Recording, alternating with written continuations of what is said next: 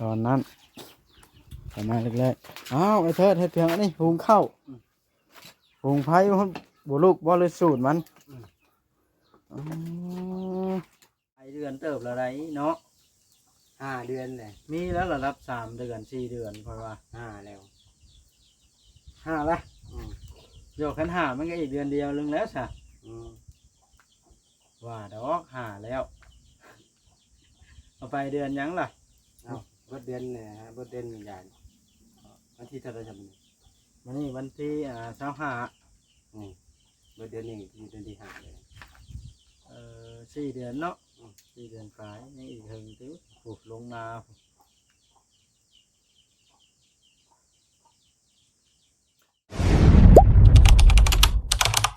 อย่าลืมกดติดตามเพื่อเป็นกำลังใจให้ผมด้วยนะครับทุกคนขอบคุณมากๆครับพี่น้องเดี๋ยวเปิดภาพขึ้นกับช่างอยู่เพื่อนไอ้เทิดโยตอนแรงแล้วพี่น้อง4 โมงแรงตอนนี้แต่วันยังแดดฮ้อนเอาอยู่ป้าตัวเรามาเยี่ยมไอ้เทิดแต่โดนแล้วพี่น้องเพื่อนหลังนี่เพื่อนที่คุ้นเคยเนาะแต่เขามาพักตอนนั้นหลายมื้อหลายเพิ่นเติบหน้าพลปีที่นี่แหละคิดมายังคิดเห็นอดีตอยู่พี่น้องเลยจานเก็บแสงน้อยนี่ก็บ่ธรรมดาเด้อพี่น้องของแม่ลินเอามาจากต่างประเทศคนนี้นี่แม่ลินเอามาให้กับมือเลยหดหดเฮือนไอเชิดเลยนี่ก็พี่น้องเลยเห็นภาพเฮือนชานนี่ก็ตอนเขาเฮ็ดตอนนั้นประมาณแรกๆอ้าวไอ้เทิดเฮ็ดเพียงอันนี้หุงข้าวหุงไผ่บ่ลูกบ่เลยสูตรมัน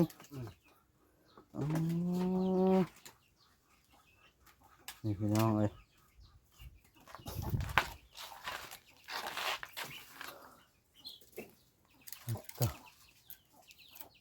มันข้าวเหนียวหุงข้าวเหนียว อยู่พอดีเฮ็ดอันใดก็ได้เนาะหุงแล้วสดกินเอาแห่ไปทึกป่าไปทึกป่าดุกเจ้าไปตรงนี้นะเราลองเลยชาเอามันเนี่ยน้ำแห้งเลยเนาะนี่น้อยหนึ่งคันกันชาเบิ้งคำบุเห็นจักโตใน18ตัวจะปล่อยป่าเป็นพันละเนี่ยบุเห็นปลาดุกจักโตปกติป่าธรรมชาติก็ลายนะแต่เก่าบ้อนบัวแต่น้ำยังลายบัดน้ำบกแล้วบุเห็นจักโตงงอยู่ได้ข่อยกันเลืออันคนมาตึกเอาแล้วว่าเฮาบ่ได้ปล่อยแล้วเห็นปลาดุกลายแล้วตึกเอาบ่จังหวะเดี๋ยวตอนเฮาบ่อยู่บ่แน่ได้ไอ้เธอได้ยังบ่ยังมันไปใช่แล้วไปนั่นได้แต่ข้าปล่อยนี่น้ำบ่ทันได้ไหลจักเทื่อได้จะสิว่านั่นได้จ้ะแต่เป็นอะไรไอ้เธอในนี่บ่ได้ฮ้อนปานใดบ่ฮ้อนเหงาแล้วมันดำหนาวเพิ่นถึกแบบนี้เนาะต้องเว้นเราต้องลงอยู่เตียงเนาะต่อพี่น้องนี่แหละดอกไผ่เชลอกเชล่ายังฮู้ครับเรานี่นะคอยนะโอ้ยก็ยอมแล้วข้าวเจ้านี่ได้กินบ่เนาะไผ่แบบนี้ ไผ่บ่ลุกก็ได้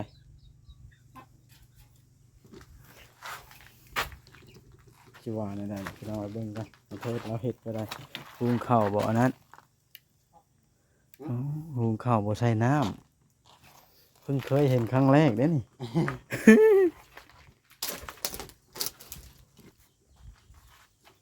แล้วพี่น้องเขาก็มาผู้เดียวมาเนี่ย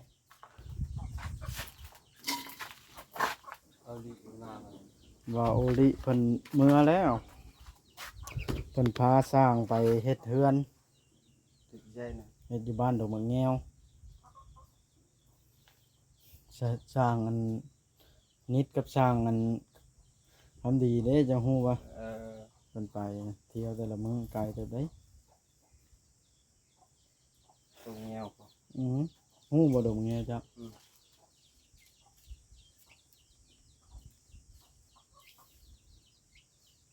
เป็นเห็ดแล้วออกทางเป็นเฮ็ด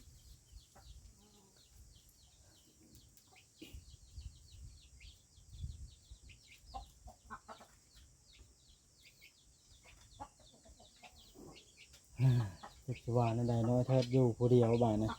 ไปเครื่องบันไดชาวใบสิออกมาเจ้านับเดือนอยู่บ่นี่นับมื้อนับเดือนอยู่บ่นั่งคันใดนะเจ้านะ เขา ต้องถามเขา เขาแหล่เขาไปสุพรรณ โอ้เจ้านี่บ่ฮู้อยู่แล้วเนาะ 4 เดือน5 เดือน เทิดแล้วก็บ่ได้จ้อยบันไดแล้วเท่าแต่ผมยาวใช่เดี๋ยวนี้ สักเดือนแหละ สิถ้าเอาไปนี่โอ้เบิ่งสิคิดเบิ่งกันหลายเดือนเติบแล้วไดเนาะ 5 เดือนแหละ มีแล้วระดับ3 เดือน4 เดือนค่อยว่า 5แล้ว 5ละ อืม โยกคัน5มันก็อีกเดือนเดียวนึงแล้วซะ อืม ว่าดอก5แล้วเอาไปเดือนหยังล่ะ เอาเบิดเดือนเนี่ยฮะเบิดเดือนยานวันที่เท่าไหร่จำ วันนี้วันที่25 อืมเบิดเดือนนี้อยู่เดือนที่5เลย 4 เดือนเนาะ4 เดือนปลายยังอีกถึงติปลูกลงนา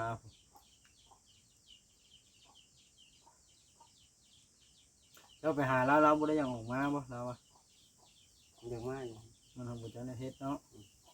อดเอาดีเจ้าจะออกมา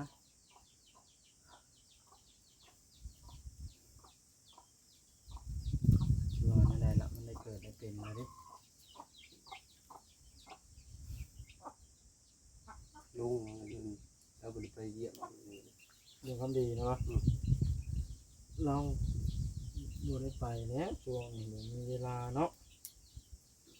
เราไปเฮ็ดเฮือนละทั้งแล้วหมาย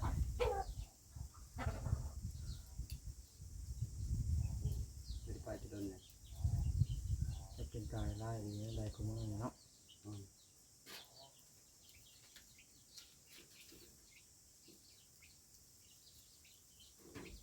ไปอยู่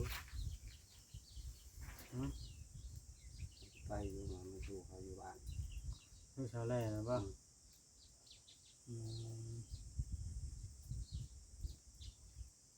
เขามาไป คิดฮอดแห้งแล้ว เขาจะไปมันหนึ่งชงติ่งหลุดเขาเฮ้ครับมือ หมดแล้วจะไปสู้แล้วได้ก็โทรหาแล้วเราโทรศัพท์เจ้าก็โทรไปบอกแล้วเราก็ออกมาหลัดมาพี่อยู่แล้วทำมาสไป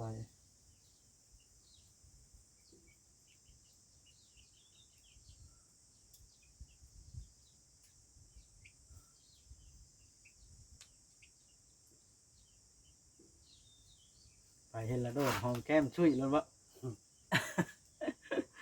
เกิดฮอดได้เนาะบอกว่ากันพี่น้องเลยผัวไผ่เมียมันใส่ก็เกิดฮอดเนาะคือคอยในห้างมีฮอดคืนหนึ่งของบ่ได้ครับไปเกิดฮอดไว้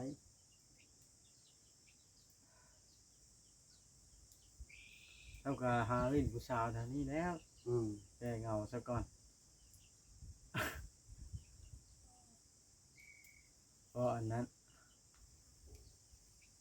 พอลืมจากนาทีหนึ่ง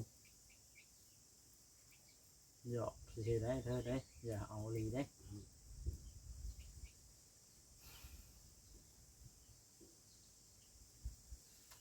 แสดงว่ามันนี่จนค่ำมันนี่มันกินข้าวกับเทื่อบ่มันนี่หากระเฮ็ดกินเดียวนี้หุงข้าวแล้วจักจะกินกับหยังนี่สดกินแล้วเนาะขนมบัวรส2 ก้อนเพิ่งเสียมาให้กินอุ่นท้องก่อน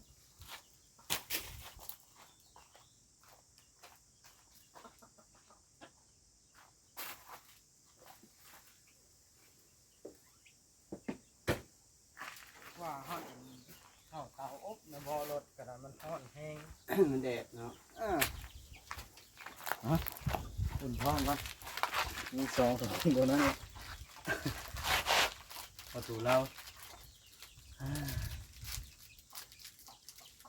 น้ำก้อนน้ำแข็งคลายดีเนี่ยเนาะ โอ้ยพวกน้ำก้อนน้ำแข็งจำเขาสิขายไปเยื่องยังคืนนี่ไม่ได้ไปครับพอรู้ว่าผมมีไผอยู่ได้คือนี่มาเอิ้นหาเราคือปิดแจบข้าแกะสิดะ อืม ชูได้ไหมเธอพายนะ อืมไม่ห่วง เอาทำนั้นแหละว่าเธอน้องบาทนะ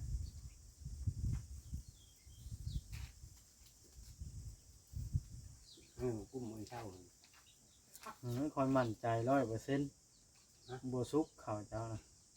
เจ้าบัวใส่น้ำ จะเคยเห็ดจะเชื่ออะไรแบบนี้ เข้าประจำเนาะ แบบหนึ่งนี่บ่ อืม มาแล้วไหน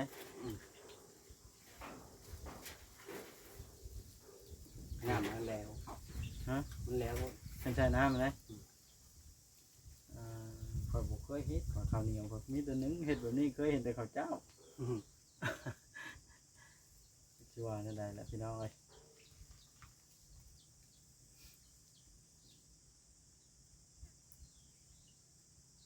อ้อยคนก็แล้วเวลาช่วงนี่จะก้าวไปตัดอ้อยเนาะ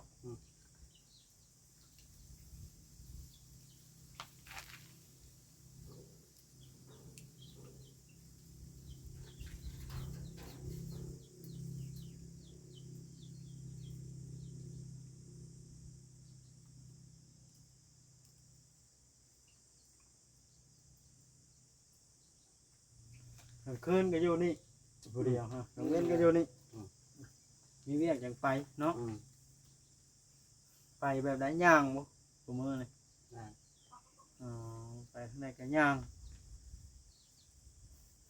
คันรถถีบนี่บ่อยากเอาเนาะย่างดีกว่าบ่ ย่างดีกว่าแล้วคันรถถีบมันจะลัดป่าได้เนาะรถถีบยังยากเลยหาลัดป่าบ่ได้น้ำมันแพงไอ้เธอเด้อขู่มือนี่เจ้ารู้จักอยู่บ่ลิตรละ50เลยเขาขายกันตามร้านค้าน้อย ลึกเนาะ คือสิบ่ได้ขี่รถแล้วค่อยวิจัยอยู่เดี๋ยวนี้โทษไปเรือน้ำมันขาดเขินอยู่ลาวเฮา ก็น่าจะดีให้กำหนดเลยเนาะ พี่น้อง ประตุกนะ ก็สิกำหนดว่าเรียกบ่จำเป็นแล้วบ่ต้องขี่ให้ย่างเอาไปเห็นไปขี่รถจับ จังหน่อย เอาจำกัดเด้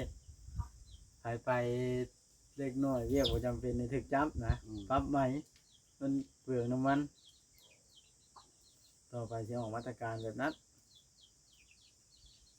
ที่ทางหมูมีบ่อนน้ำมันอยู่มันเลยว่า บ่ มี มี ส่งมาจากข้างนอก ข้างนอกบ่ส่งมาให้กันแล้วล่ะเนาะ จบบริบูรณ์แล้วแต่ยังไม่ได้จังสิได้เงิน เห็นคือเมืองไทยก็จะเห็นได้แล้วเห็ดแล้วน้ำมันนะน้ำมันนี่ ปีนี้จักสิได้เฮ็ดนาหรือบ่เนาะ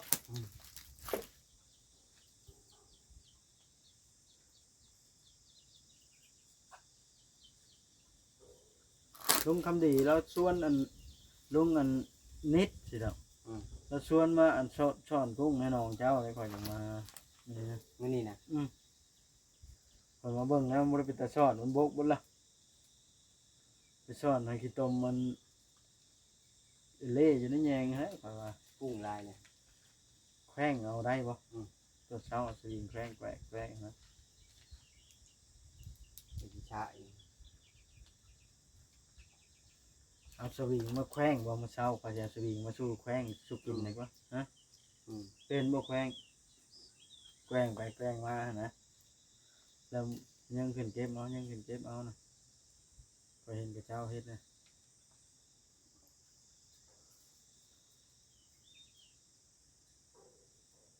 ลายได้กุ้ง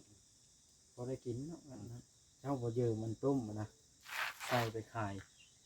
ต้มเจ้าเยอะมาตอนนั้นนะ เข้า บ่เข้าอ่ะกุ้งเหยาเนาะกุ้งเหยาขี้ต้มมันบกเด้แต่ว่ามันลงโฮมกันแล้วมันไหลเข้าเต็มอยู่นี่ได้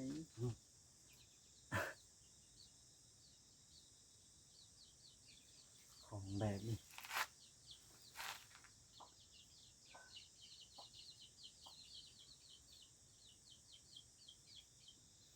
เมื่อยน้ำไปน้ำมาเธอเด้องานห้ามจนสิตาย แดดเนาะ ขี่รถใหญ่ไปบัดบ่กุ้มน้ำมันบ่มีเงินเติมน้ำมัน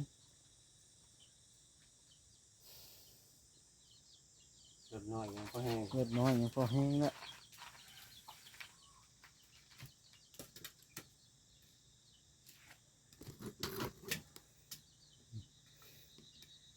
เดี๋ยวว่าไอ้เธอพูนเข้าไพ่มอดจะบึกอ้าว รู้ไปว่า เอ้ามันเป็นยังอันนี้เถิดเริ่มสุกแล้วมันก็จะตักมันก่อนเรือจะเชื่อแท้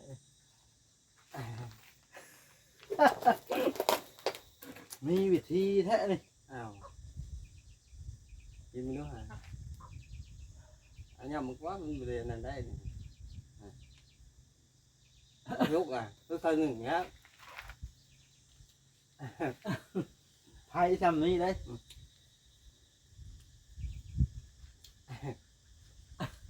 ก็เห็ดเป็นใช่ปะ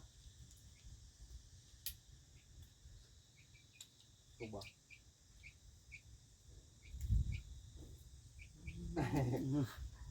วิชาการที่นอกนี่วิชาความรู้เฉพาะตัวเด้อนี่เนาะถ้าบ่เห็นกับตาหรือว่าบ่เคยเห็นอาจสิว่าไม่ใช่บ่สุกเนาะ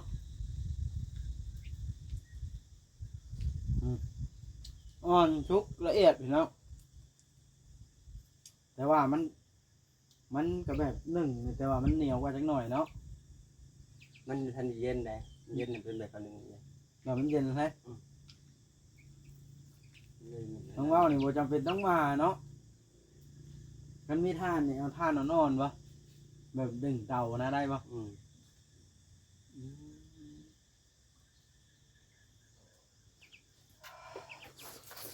ยอมแล้วครับ ยอมวิชาเจ้าแล้ว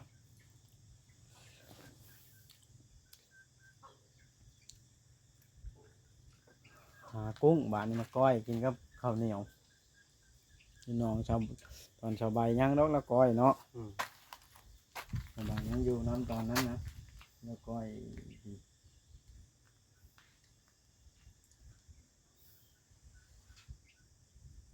ก็จำเป็นต้องมาเด้อข้าวเหนียวนี่ถ้าหูวิธีพี่น้องเลยนี่จะว่าอันสำนั้นแล้วเธอมาเยี่ยมยามมานี่ไปก็สิได้กลับก่อนมือหน้ามือในจังสิว่าอันนั้นจังสิว่าไม่สิมาเยี่ยมไม่เอ้าแห่ไผนี่เธอแห่คือขาดกว่าเท่านั้นหมูมีหยังอยู่ดอกอันนี้ตึกป่าก็ได้ ขาดไปเลยโน้คามฮะ แห่เขาทิ่มเนาะ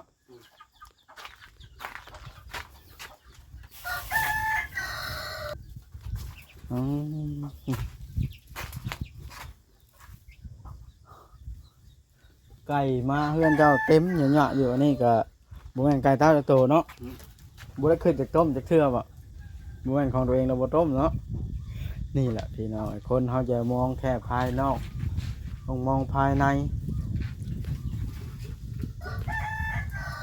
ต้มเบิ้ลแล้ว ฮะ จับไก่เขาเองนะอย่างเงี้ย นั่นใดก็ตังเจ้าน่ะไอ้เทิดไอ้เจ้าลองขั่วเบิ่งแล้วเอาน้ำมันพืชมาถอกใส่ให้มันพอคล้ายกว่าถิ่มนะฮะจะได้เพื่อจะไปบักได้ มันก็อ่อนอยู่เนาะ อ่อนอยู่ไปติดจักจันเฮ็ดขายก็ได้ ที่ไปเช็ดคายเนี่ย อันนี้ได้บังเท่าไหร่นะ สิบเช้าเนี่ย บังละ10เนาะปกติ มันเนี่ยขวบก็เข้ามาไม่ได้แข่งกันเลย พี่น้องเอ้ย เป็นน้ำย่างแห้งเนาะ พี่น้องเอ้ยคลิปนี้ก็สิได้มีเพียงเท่านี้แล้วเนาะมานี่ก็บ่คิดว่าสิพบสิพ่อไอ้เทิดพี่น้องเลยบ่ได้กล้าเตรียมของต้อนของฝากหยังเพิ่นเพราะว่ามาแต่เก่านะบ่ค่อยเห็นเพิ่นหั้นนะบัดนี้ฮู้แล้วว่าเพิ่นอยู่เฮือนเพิ่นบ่ได้ไปเฮ็ดงานทางใดพี่น้องในช่วงนี้มันร้อนบ่ว่าภัยพี่น้องเอ้ยน้องปลาดุกก็แห้งพี่น้องพอป วางปล่อยปลาก็ได้เรือน้อยหนึงน้ำแต่ว่าปลาดุกบ่เห็นจักโตเราอ่ะจักไปทางไหนหมดเอาบานนี่ครับก่อนพี่น้องเอามาผู้เดียวโอเคเด้อพี่น้องเด้อคลิปนี้ก็เนาะผิดพลาดประการใดก็ขออภัยนำพ่อแม่พี่น้อง FC เบิดทุกคนที่เข้ามาเบิ่งมาชมคลิปของบ่าวบอสชาแนลเนาะ